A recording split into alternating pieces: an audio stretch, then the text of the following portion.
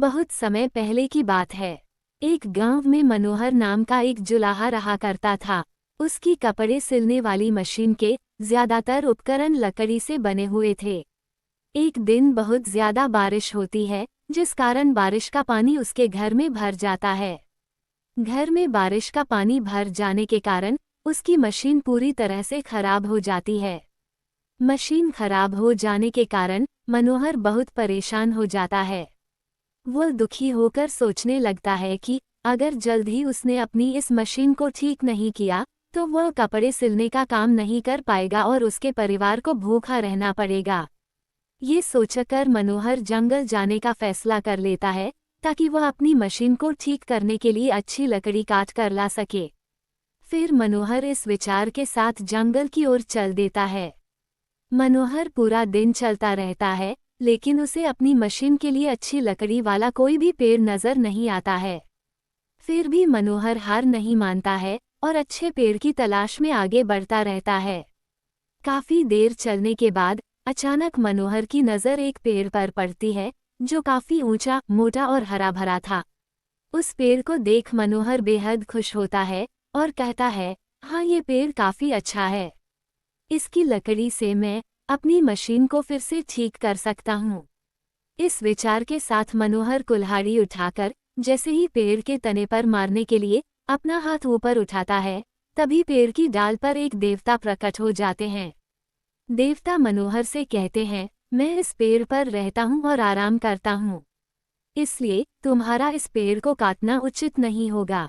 वैसे भी किसी भी हरे पेड़ को काटना ठीक नहीं है। देवता की बात सुनकर मनोहर क्षमा मांगते हुए कहता है, हे देव, मैं मजबूर हूँ, मुझे इस पेड़ को काटना ही पड़ेगा। इस पेड़ की लकड़ी मेरी मशीन के लिए उत्तम है। बहुत ढूंढने के बाद मुझे ये पेड़ मिला है। अगर मैं इस पेड़ को नहीं काटूंगा तो मेरी मशीन खराब रह जाएगी और मैं कपड़े सिलने का काम नहीं कर पाऊंगा। इस वजह से मैं और मेरा परिवार भूखों मर जाएगा। मनोहर की बात सुनकर देवता कहते हैं, मनोहर, मैं तुम्हारे जवाब से खुश हूँ। तुम इस पेड़ को न काटो। इसके बदले तुम्हें जो वरदान चाहिए वो मांग सकते हो। मैं तुम्हारी इच्छा जरूर पूरी करूंगा। देवता से वरदान की बात सुनकर मनोहर कुछ देर विचार करके कहता है, हे देव, मैं वर के लिए अपनी पत्नी से राय लेना चाहता हूँ, इसलिए आप मुझे एक दिन का समय दीजिए।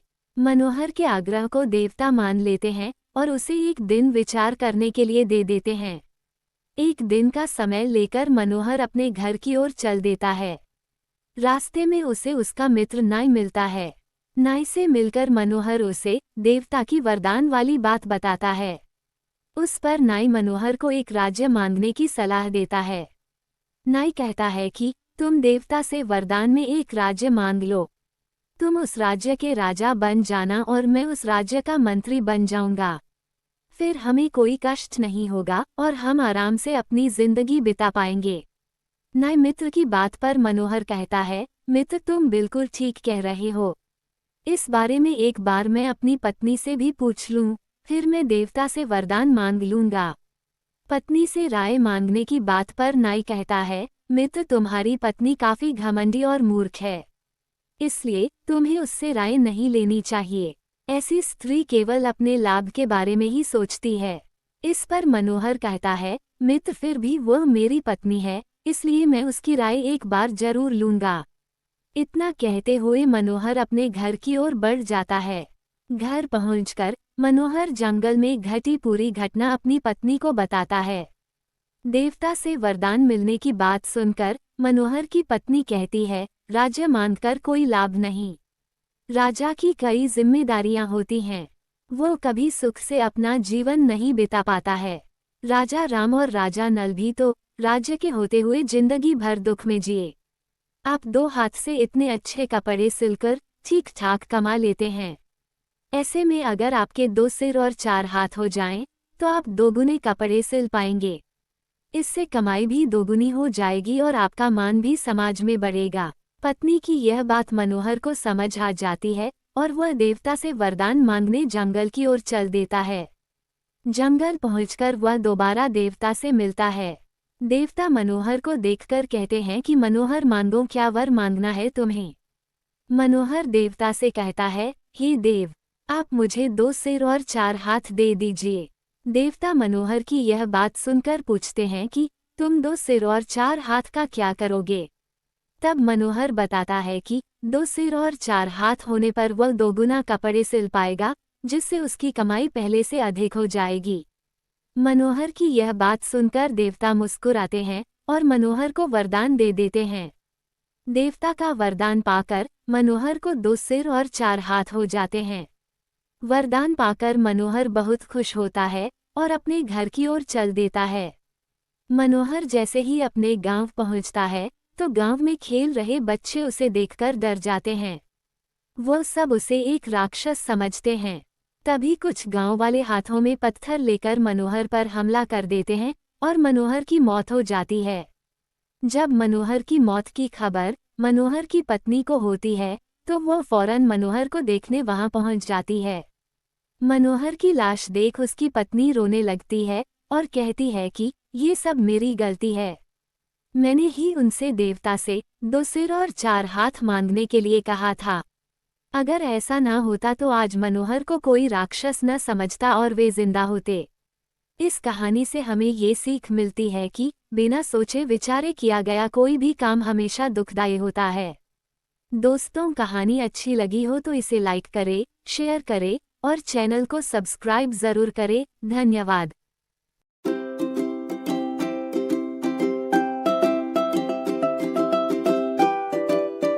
आइए सुनते हैं अगली कहानी।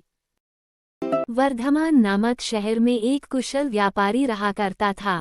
जब उस राज्य के राजा को उसकी कुशलता के बारे में पता चला तो राजा ने उसे अपने राज्य का प्रशासक बना दिया। व्यापारी की कुशलता से आम व्यक्ति से लेकर राजा तक सभी बहुत प्रभावित थे। एक बार की बात है, गर्मी का मौसम था। राजा ने अपने एक सेवक को व्यापारी के घर किसी काम से भेजा। काफी थका होने के कारण सेवक गलती से मेहमानों के लिए रखी गई कुर्सी पर बैठ गया। उस सेवक को कुर्सी पर बैठा देख व्यापारी को बहुत गुस्सा आता है।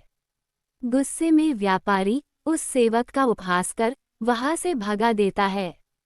इससे सेवक को शर्मिंदगी महसूस होती है और वह व्यापारी को सबक सिखाने की ठान लेता है। कुछ दिन बाद जब वह राजा के कमरे की सफाई कर रहा होता है तो उस समय राजा ध्यान में होते हैं। सेवक मौके का फायदा उठाकर बड़बड़ाना शुरू कर देता है। सेवक बोलता है, व्यापारी की इतनी हिम्मत जो रानी के साथ दुर्व्यवहार करें। ये सुनकर राजा ध्यान से उठ जाता है और सेवक को कहता है, क्या तुमने कभी व्यापारी को रानी के साथ दुर्व्यवहार करते हुए देखा है? सेवक तुरंत सीधा हो जाता है और अपनी आंखें आधी बंद कर लेता है और कहता है, मैं रात में सो नहीं पाया महाराज, इसलिए मैं कुछ भी बड़बड़ा रहा हूँ। सेवक की बात सुनकर राजा सेवक को कुछ नहीं बोलता, लेकिन उसके मन में व्यापारी के लिए शक पैदा हो जाता है। इसके बाद राजा ने व्यापारी के राजमहल में प्रवेश पर पाबंदी लगाकर उसके अधिकार को कम कर दिया।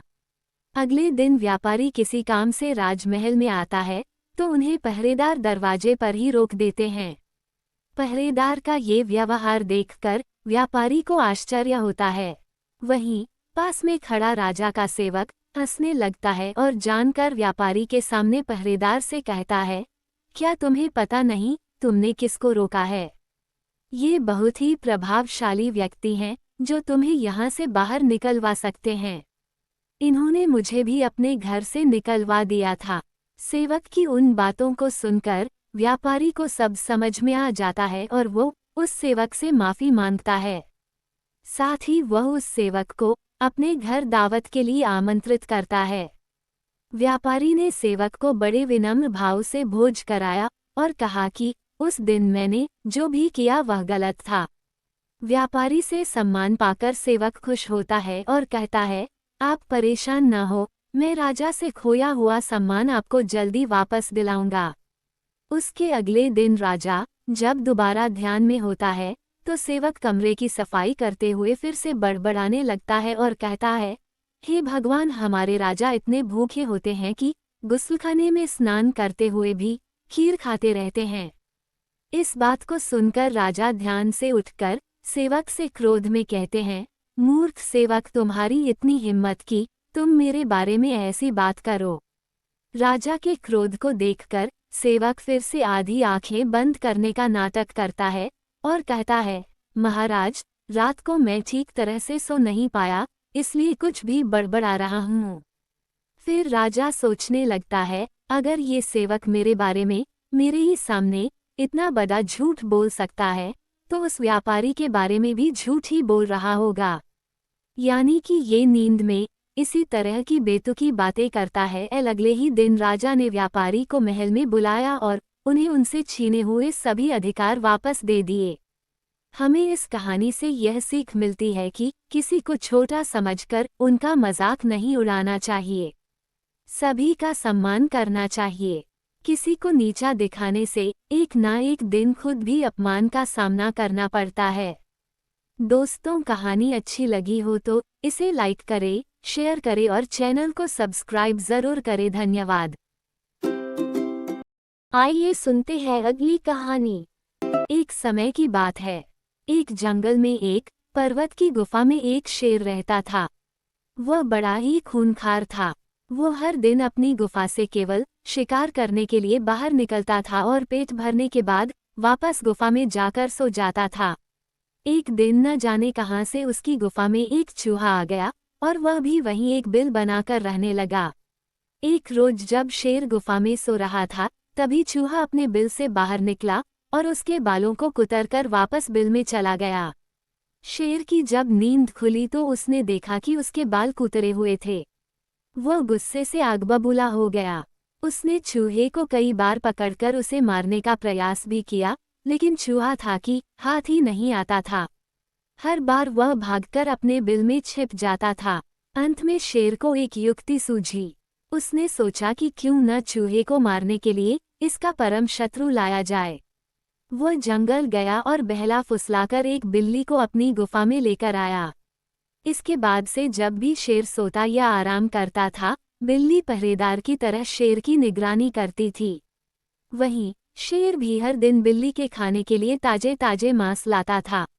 इससे वह बिल्ली कुछ ही दिनों में बहुत मोटी ताजी हो गई थी। दूसरी तरफ बिल्ली की डर की वजह से चूहा अपने बिल में ही दुबका रहता था। वह खाने पीने के लिए भी बिल से बाहर नहीं निकलता था। इस वजह से वह काफी कमजोर भी हो गया था। एक दिन भूख प्यास से व्याकुल होकर चूहा अपने बिल से बाहर निकला। उसने देखा कि शेर अपनी गुफा में आराम फरमा रहा था और बिल्ली ताजे ताजे मांस खा रही थी। लेकिन बिल्ली भी बहुत चालाक थी। चूहा जैसे ही शेर के पास उसके बाल कुतरने पहुंचा, बिल्ली ने तुरंत उस पर झपट्टा मारा और उसे निगल गई। वह बहुत खुश थी कि जब वह शेर को ये बताएगी कि चूहे से अब परेशान होने की जरूरत नहीं है, तो शेर बहुत खुश हो जाएगा और उसे ढेर सारे ताजे मांस लाकर देगा। जब शेर अपनी नींद से जागा तो बिल्ली ने उसे बताया कि उसने चूहे को मार दिया है। बिल्ली की बात सुनकर शेर बहुत खुश हुआ। अब उसकी परेशानी दूर हो गई थी, इसलिए वह बिल्ली अब उसके किसी काम की नहीं थी। उसी दिन से शेर ने बिल्ली के लिए मांस लाना बंद कर दिया। इसके बाद भूखी प्यासी बिल्ली कमजोर होने लगी थी। उसे समझ आ गया था कि शेर उसे मांस सिर्फ चूहे की वजह से देता था। अब चूहा नहीं है तो उसे उसकी कोई जरूरत नहीं है। फिर वह बिल्ली उस गुफा को छोड़कर वहां से चली गई।